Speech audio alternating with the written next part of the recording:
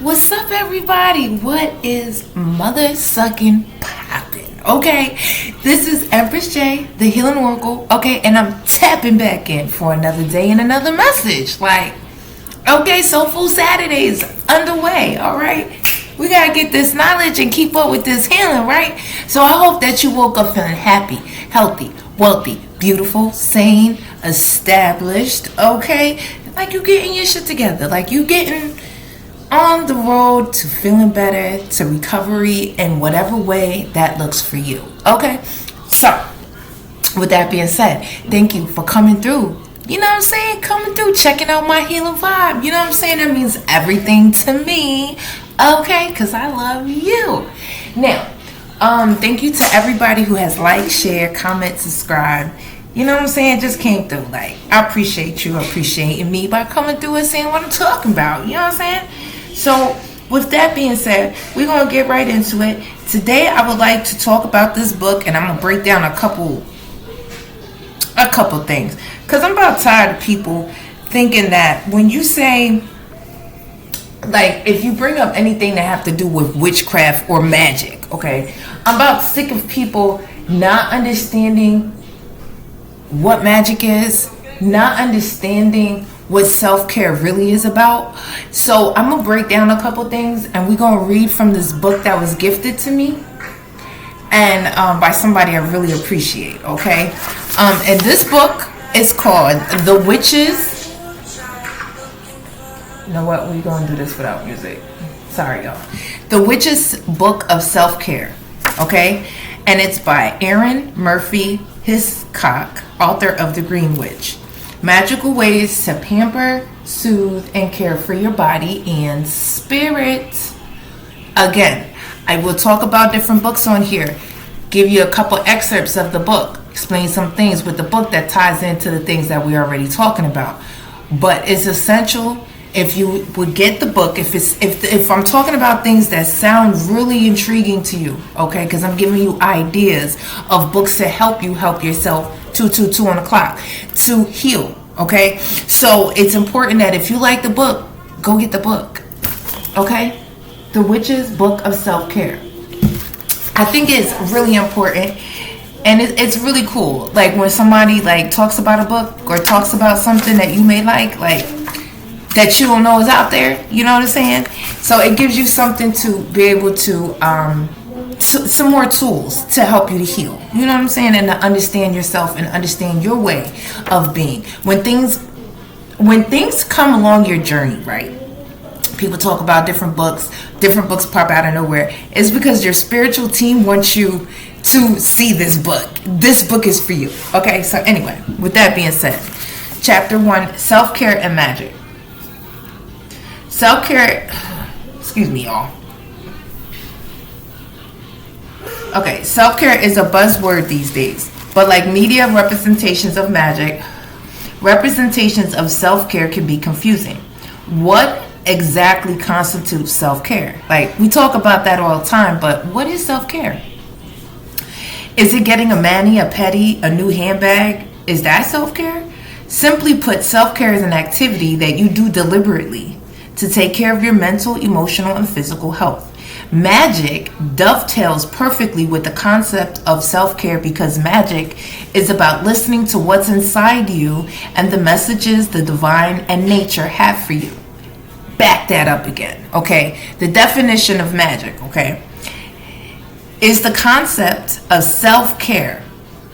Magic is about listening to what's inside you. It's not the definition, but the concept. Magic is about listening to what's inside you and the messages the divine and nature has for you. So by listening to the divine, okay, listening to yourself, okay, you are being magical. You are, when we're talking about the spirituality, this is about connecting to our magic.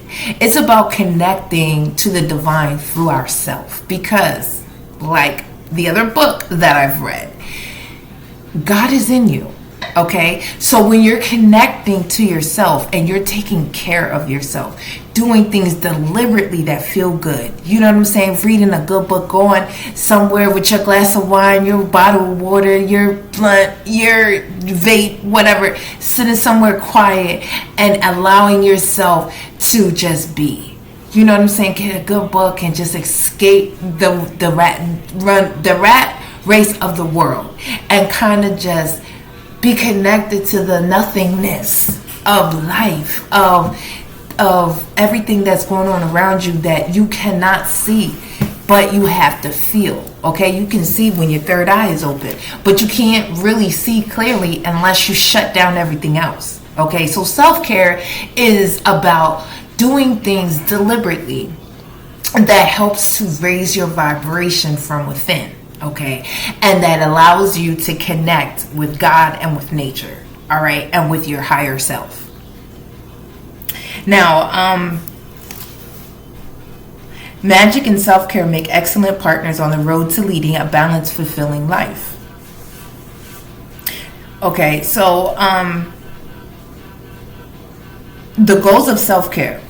Okay, so it's simple: healthy mind, a healthy body, and a healthy spirit. So by working out, doing yoga, meditating,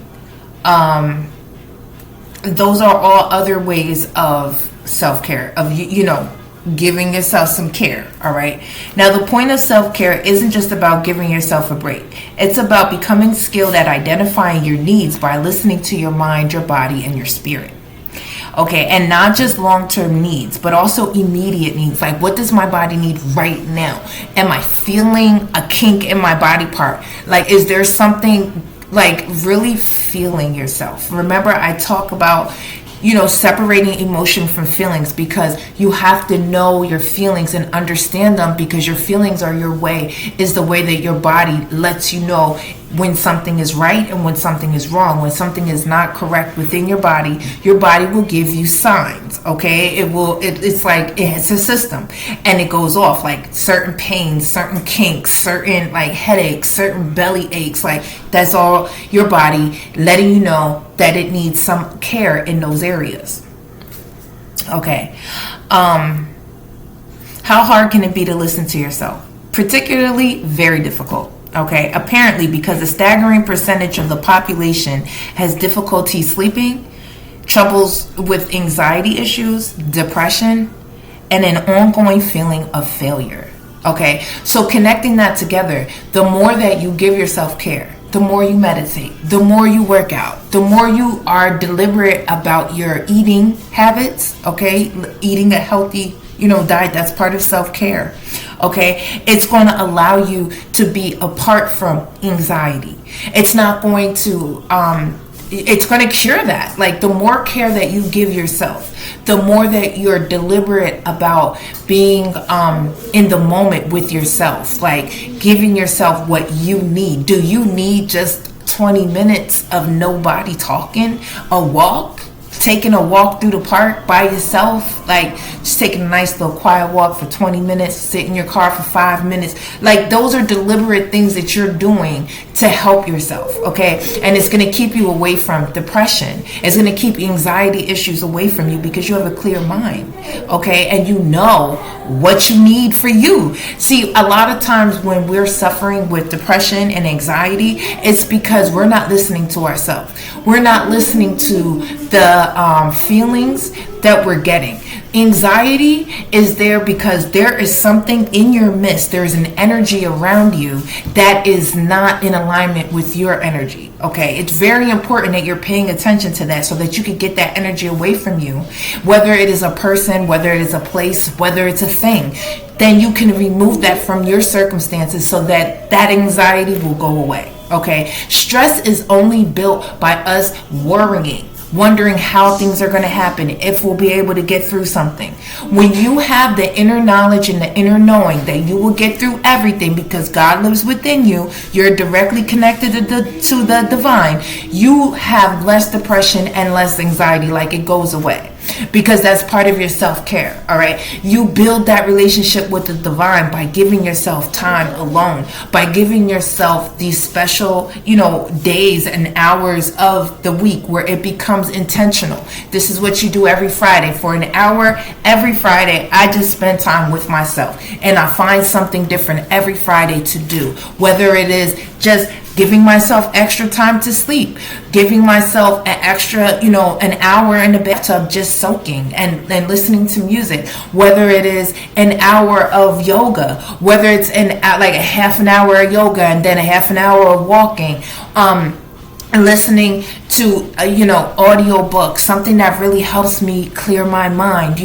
That is going to help me sustain my mindfulness and my well-being long term. Okay, it's not temporary. This is something that will help you each and every day, so you need to be paying attention to what your body is asking of you. Okay, your self-care is definitely important every single day. Okay, the more you do it, the more it is a routine and it's a part of what you do, then all of those issues that you have, like depression and anxiety and stress, will be relieved, because you'll be caring for those things within yourself, because all of that stuff comes from worry. It comes from the feeling that you'll never get to where you're trying to go, or not even knowing where you're going and feeling scatterbrained.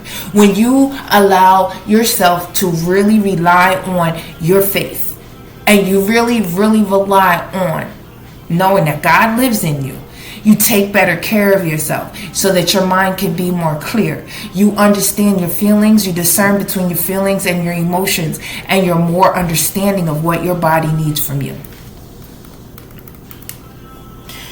Taking care of yourself is more than inputting food and making sure you have a roof over your head. It means treating yourself with the kindness you extend to everyone around you.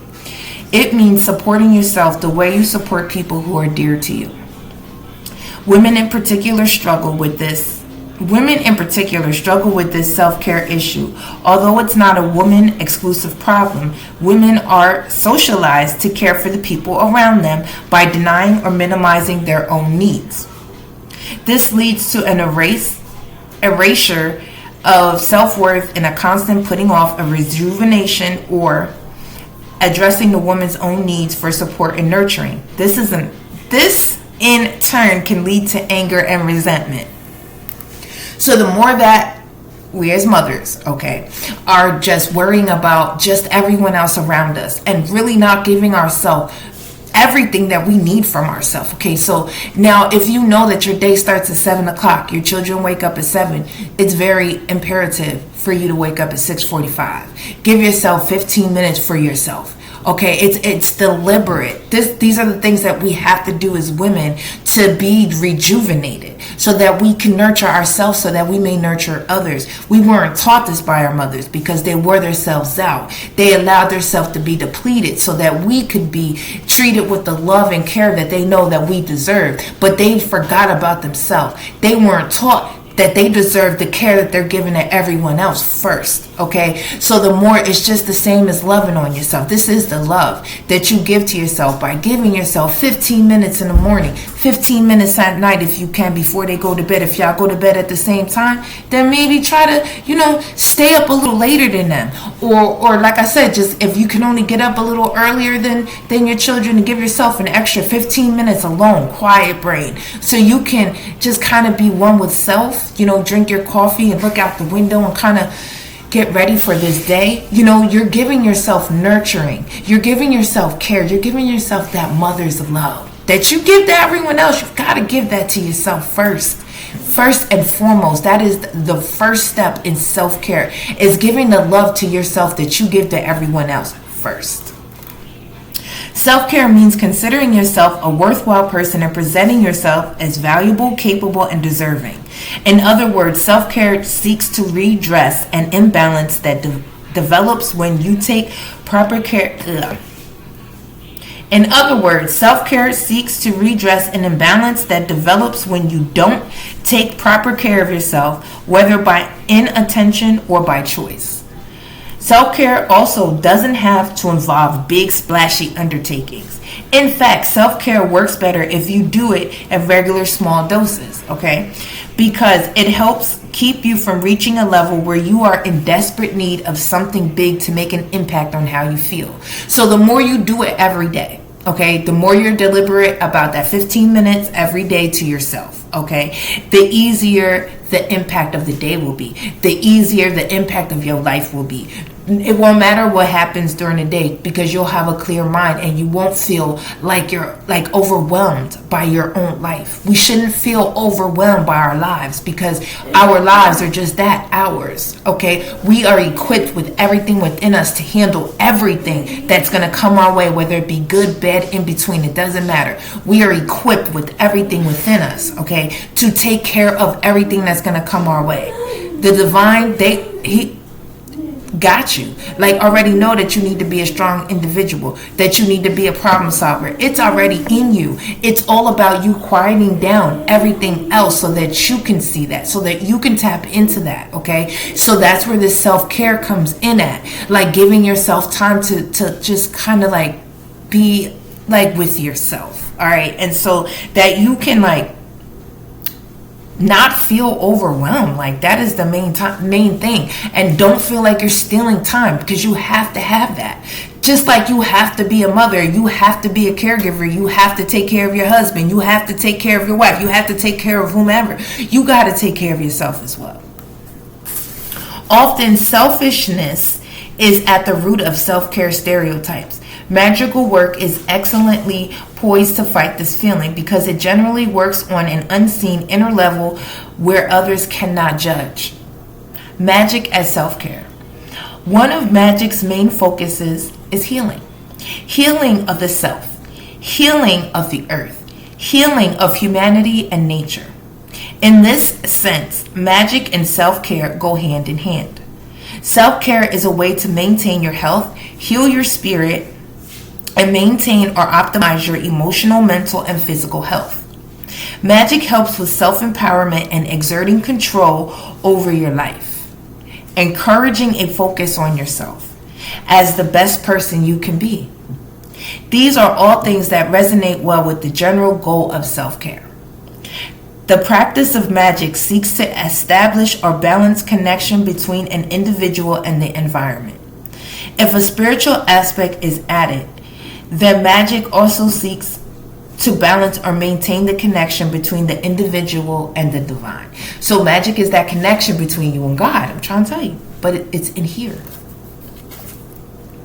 The practice of magic seeks to establish or balance connection between an individual and the environment. If a spiritual aspect is added, then magic also seeks to balance or maintain the connection between the individual and the divine. Okay, I just had to read that again. All right. Now, incremental self-care. There's a tendency for people to say, oh, just exercise, your depression will vanish, or take up yoga and you'll be a much better person spiritually. That's not how self-care works. Self-care is a complicated, interwoven combination of hundreds of small acts and an attitude shift. Using just one of the rituals, spells, or practices in this book is not going to solve your problems, but each will make you feel a little better and hopefully, okay, help you see that you're worthy of self-care and you deserve to take the time and attention that you need. Even though it may not make your fatigue vanish completely, taking care of yourself is still a valuable thing. Cleaning up a room won't eliminate your anxiety, but it will make the atmosphere healthier and more comfortable to be in. And that's important. Having a clean environment, a healthy home, in every way, shape, or form is healthy to the soul. Okay, that's part of self-care. Those are the little things that really add up to the big things. Because the more clean your environment is, okay, that's your sanctuary. The cleaner your home is, the cleaner your body is, the cleaner the food you eat, the cleaner your spirit. Okay, and eventually it gets better every day. The anxiety will not go completely away right away. But doing these different self-care acts every single day and being deliberate about the changing of your thoughts, being deliberate about the understanding the difference between your feelings and your emotions, all the different things that we've been discussing already, all the different things that we've been working on inside, that's self-care. Working on my attitude, how I approach other people, how I approach myself, you know what I'm saying? The stuff that I allow in my brain, the music I listen to, the people I'm around, that's self-care, you know what I'm saying?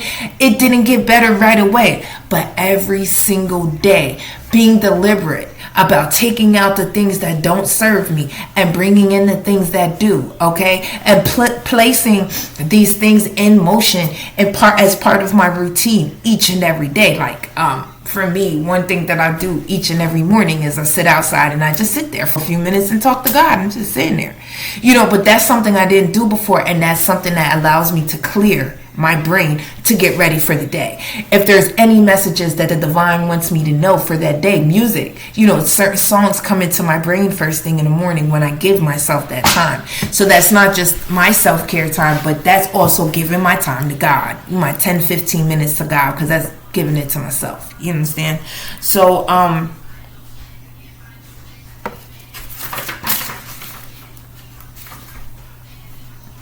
I'm not going to get into rituals and all that.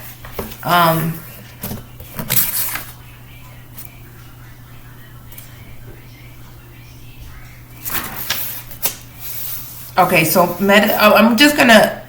A couple different things that this book suggests as part of self-care rituals, okay? A ritual is something, it's a practice. It's something that you do every day. A lot of people don't like the word ritual because it's attached to magic, and unfortunately magic has gotten a bad rap along the years, okay? Being a witch has gotten a bad rap along the years because people have, of course, programmed the world to believe, because when people don't understand something, they fear it. So when they fear it, they put negative vibes out there into the world by making different movies and putting out different information to make people think that when you say these words, it means negative, but it does not. And that's why I'm reading from this book. I mainly wanted to read what magic was about, because it's about the inner stuff. It's about being connected to the nature and to the divine, and understanding that is all a part of you, okay? Magic, it lives within you. I believe in magic because I've seen it. You understand what I'm saying?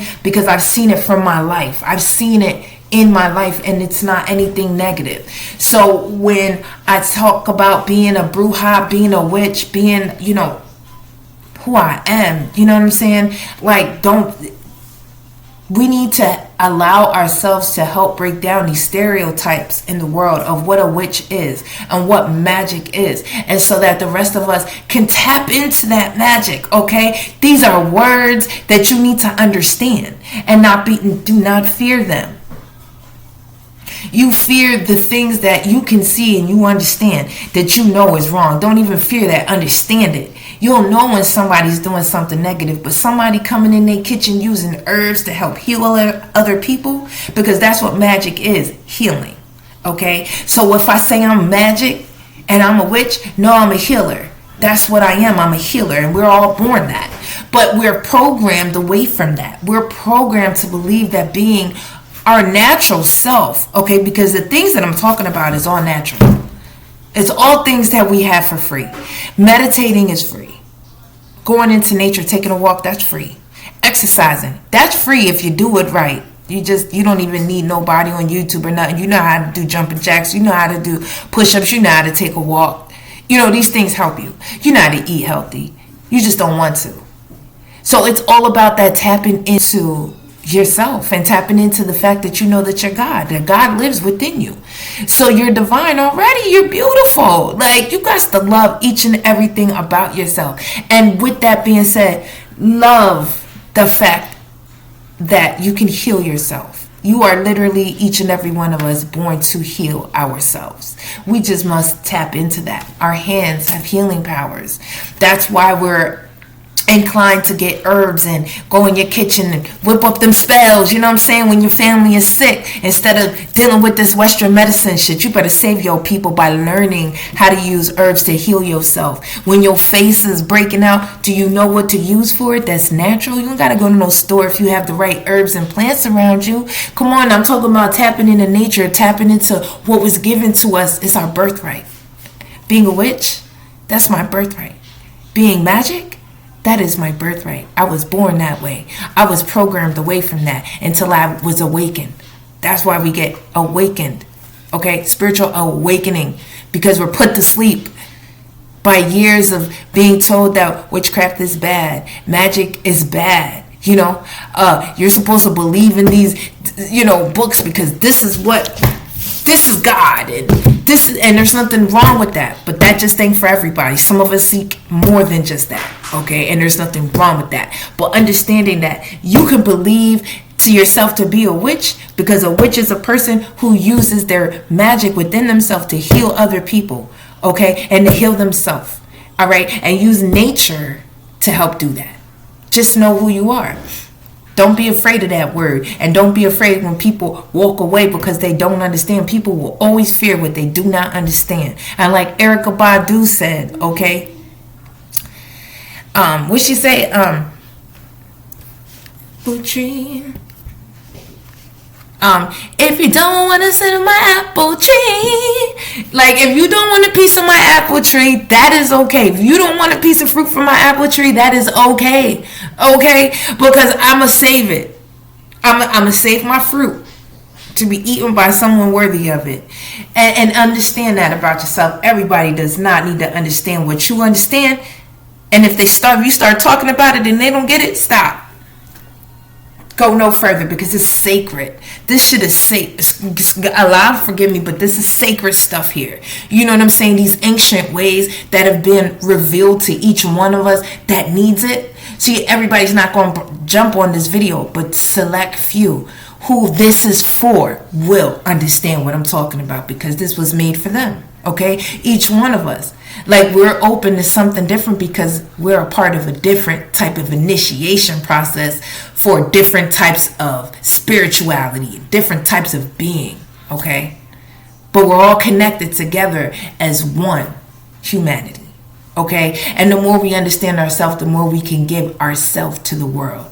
And understand our uniqueness and be okay with that. Not shy away from it. I feel like you need to change it. You need to add different things to make you look better. You're beautiful already. Okay? Like, I just want y'all to understand that you're already beautiful. Seek for nothing outside yourself. For everything that you need lies within. Just know that. Own it. And grow on it. Alright? So I'm Empress J, the Healing Oracle. I hope you like my message and I love you. I hope everybody has a beautiful Saturday. And if I'm not on here tomorrow, happy Mother's Day to all my mothers, anyone who is in a mother's role. You understand what I'm saying? Loving a child. I thank you for your service. I appreciate you. This is a thankless job. And I just want to say from the bottom of my heart, thank you for loving that child, okay? And I appreciate you. You know what I'm saying? Your job is not going not looked, like, overlooked or whatever.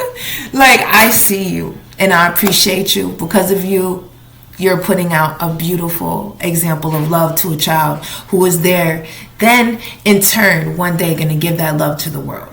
Okay? So this is how we heal the world, by healing ourselves, healing our family, and putting that love out there in the world. All right, so I love you all and have a great, wonderful Saturday. Later.